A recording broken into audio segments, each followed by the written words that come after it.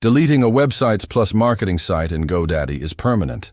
Removes all pages, content, and SEO. Cancel hosting and domain separately if needed.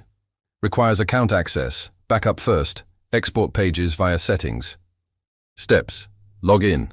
Visit mygodaddy.com. Sign in. My products. Scroll to Websites Plus Marketing. Manage next to your site. Access settings. In the dashboard. Click Settings. Gear icon, top right. Delete. Site. Scroll to Delete Website.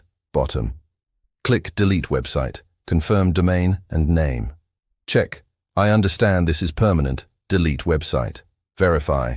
Site vanishes from dashboard. URL shows error. Domain remains active. Redirect or cancel via domains. Cancel related services. Optional. Domain. Domains. Select. Cancel registration. Wait 5-day grace.